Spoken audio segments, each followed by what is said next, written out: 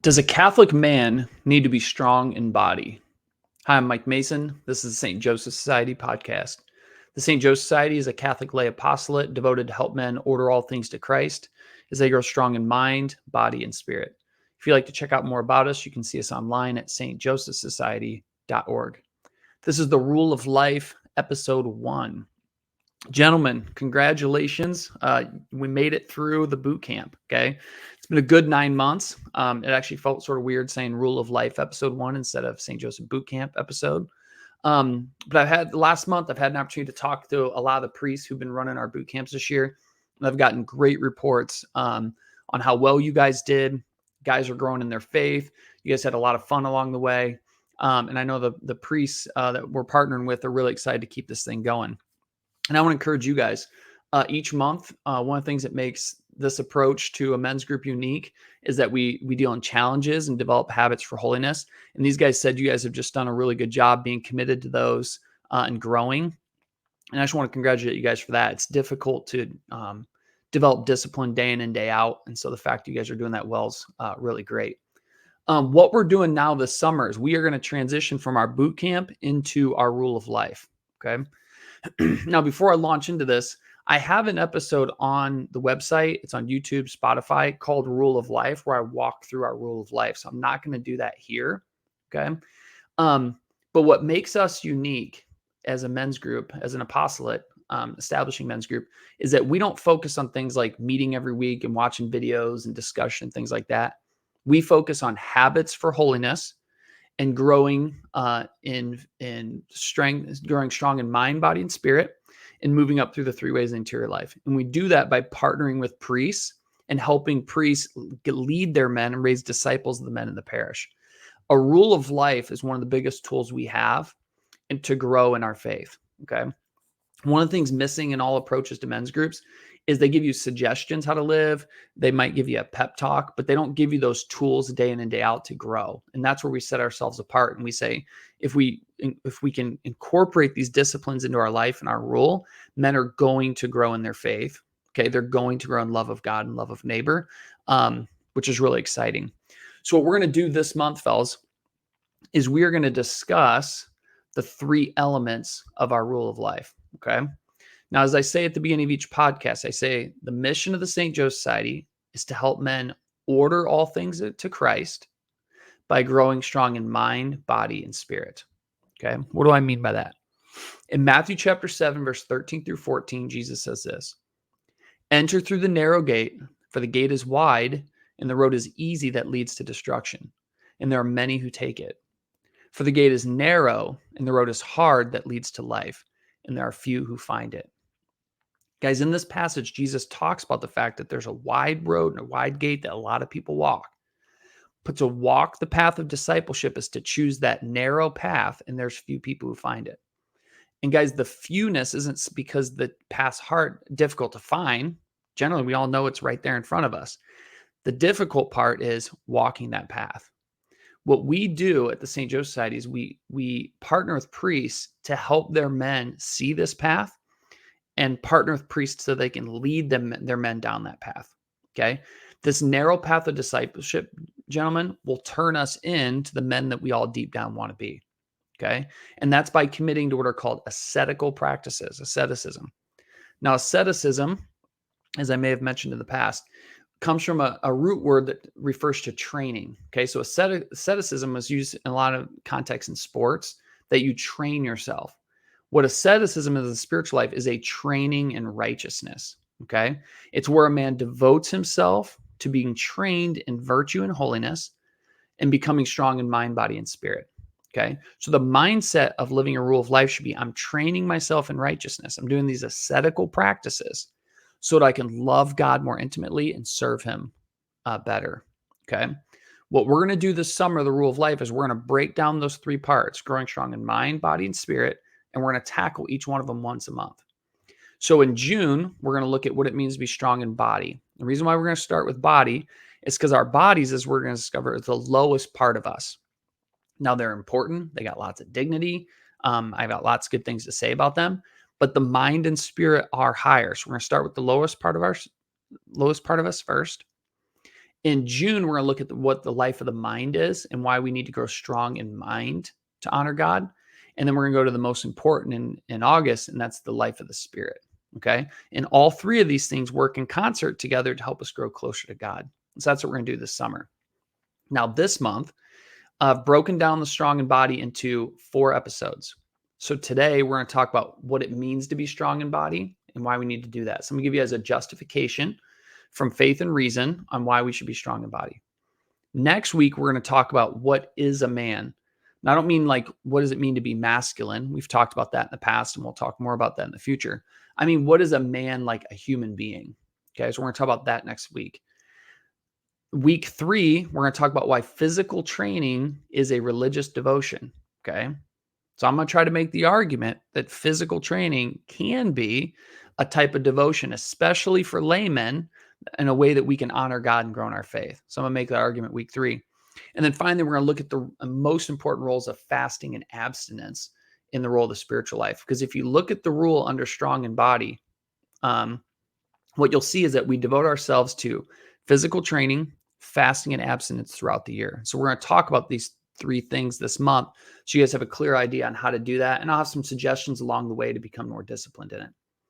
But before we launch into that part, we need to know, are we supposed to do this? Okay, what's the justification for growing strong in body? The way I broke this down is we're going to look at what reason tells us.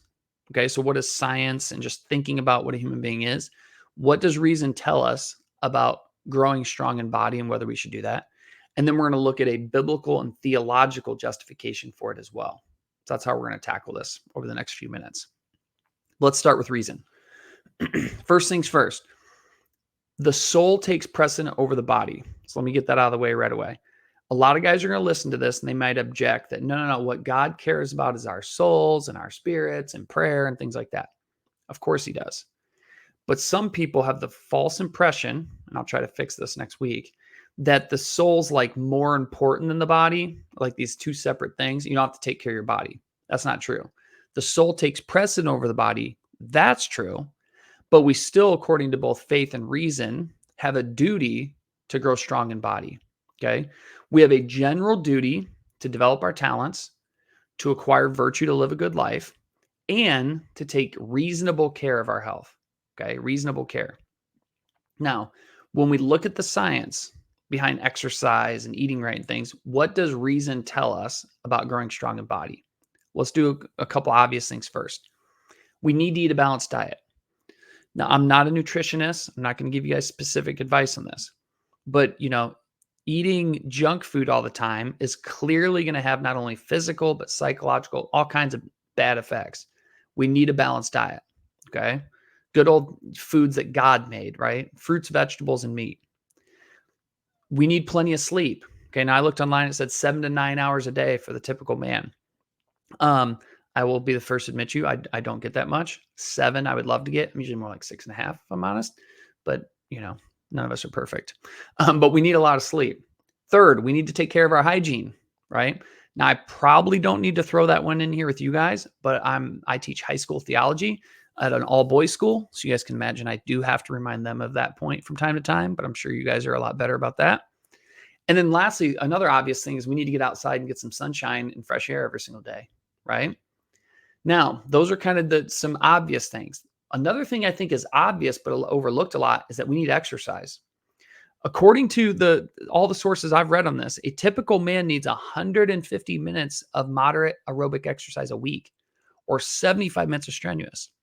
Now, that's completely doable. Okay, over a 7-day period, getting that much is doable. But I have a doctor friend who I've talked to about this fact, and he says it's true, but most people don't do that. But guys, reason tells us if we're going to take care of our bodies and honor God, we need to be getting exercise and physical training each week. Okay. What else does science say? If you're eating a balanced diet, you're getting sleep, you're taking care of your hygiene, you're getting out in the sunshine every day, you're doing exercise, all things being equal, those are going to have very positive effects on your physical, emotional, psychological, relational, social life massively. Okay. Getting our bodies in order and treating them the way we're supposed to does great things for us. And the data is very clear. God made us to be strong in body. Now, does the Bible overturn this?